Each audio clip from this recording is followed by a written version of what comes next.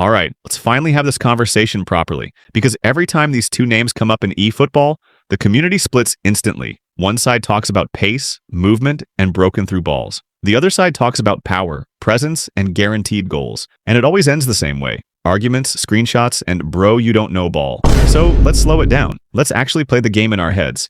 Because once you do that, once you understand how eFootball really works match to match, the Michael Owen versus Batistuta debate is over after this. You don't feel Michael Owen's impact on the stat screen. You feel it the moment kickoff happens. The first run he makes tells you everything. He doesn't jog, he doesn't wait, he explodes. That elite acceleration means defenders don't get a warning. There's no time to adjust your backline, no chance to drop deep. 1 second he's level with the center back, the next second he's already gone. This is where Owen separates himself instantly. His speed and acceleration combo doesn't just win races, it breaks defensive structure. When you play a through ball with him, the defender doesn't lose by inches, they lose by meters. That gap forces panic, and panic creates mistakes. And the scary part? You don't even need perfect timing. Owen forgives early passes, he forgives late passes, he forgives bad angles. Because his movement is sharp and his body turns instantly. His quick turns and high balance mean the moment he receives the ball, he's already facing goal. No heavy touch, no delay, just turn and go. That's why he feels illegal in transition. Now compare that to Batistuta's first touch. Batistuta doesn't explode, he plants. When he receives the ball, you feel weight. You feel presence. The defender knows they're in a duel now, not a race. That's where his strength lies. Batistuta is built for battles.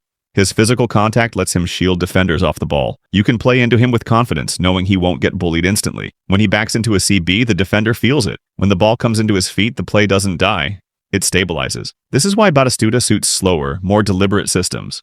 Hold-up play, cross-heavy football. Second man runs. He turns chaos into structure. But here's where the real difference starts to show. eFootball is not a patient game. It rewards speed. It rewards momentum. It rewards the first movement, not the second. And that's why Michael Owen fits the engine like it was built for him. When the midfield wins the ball and you press forward instantly, Owen is already gone. He doesn't wait for build-up. He doesn't need perfect service. He just needs space. And space always exists for half a second in this game. That half second is enough. His dribbling and ball control make him feel slippery. Tackles don't stick. Interceptions bounce away. You try to shoulder him and he spins out. You try to jockey and he cuts inside. Every movement is compact and efficient. You're not trying to beat defenders with flair. You're beating them with speed of thought.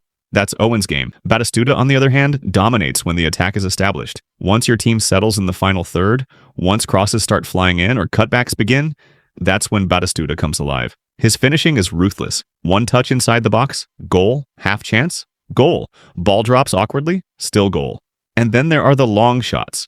Batistuta doesn't need to enter the box.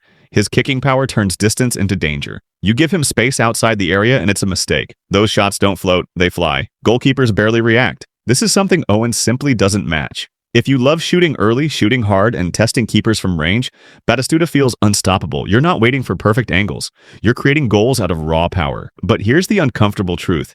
How often do you actually get that much time in eFootball? How often do you get to stand still, set your feet, and unleash a clean strike? Not often. Most goals come from counters broken, defensive lines rebounds, quick passes, sudden runs. And this is where Michael Owen quietly takes over matches. Owen doesn't need dominance. He needs opportunity. And eFootball gives opportunities constantly. A misplaced pass, a rebound, a defender stepping up too late. Owen sees it first. Because his offensive awareness and movement are elite, he's already attacking the gap before the defender realizes it exists. You're not forcing plays to him. He inserts himself naturally into danger zones. That's why he feels invisible until he scores. One goal becomes two becomes three. And suddenly your opponent is dragging defenders out of position just to track him. That's when the match breaks open. Batistuta creates fear differently. He doesn't haunt defenders with runs. He stands there, and that presence alone forces adjustments. Center backs stay tighter, fullbacks tuck in, crossing lanes close. The box feels crowded. That gravity is real, but it comes with a trade-off. Batistuta needs service. He needs support. He needs structure. Owen doesn't. Owen thrives in chaos. Let's talk about aerial ability because this is where Batistuta undeniably wins. Crosses into the box? Batistuta is a monster. His heading and jumping make him a real threat. You don't need perfect crosses, just decent delivery. He attacks the ball aggressively and finishes with conviction. Owen simply isn't built for that. His game stays on the ground. You don't want to loft balls into him. You want passes played into space, not into traffic.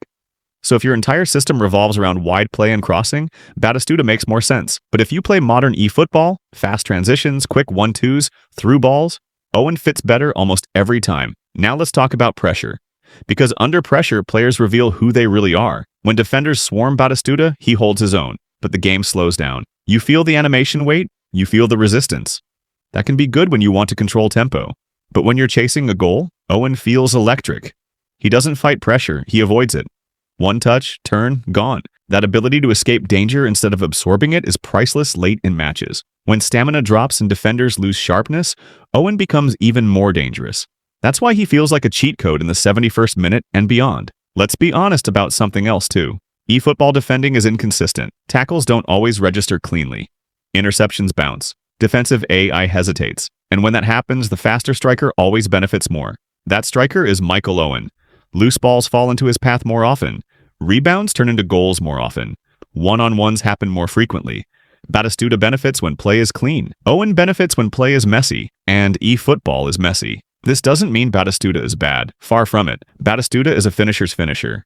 He's reliable, clinical, powerful. When you need a goal from nothing, when you need to punish mistakes with authority, he delivers. But Owen creates the mistakes.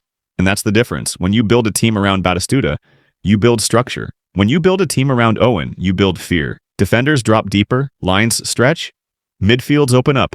Your entire attack benefits from his presence even when he doesn't touch the ball. That kind of influence doesn't show up on stat cards. It shows up on the scoreboard. So when people ask, who's better? The answer isn't about who shoots harder or who jumps higher. It's about who wins you more matches. And in eFootball, with its speed, chaos, transitions, and broken moments, Michael Owen wins you more games. Not because he's stronger, not because he's more powerful, but because he fits the game perfectly. The debate doesn't end because Batistuta is bad. The debate ends because Owen is too good at what eFootball rewards most. And once you understand that, there's nothing left to argue.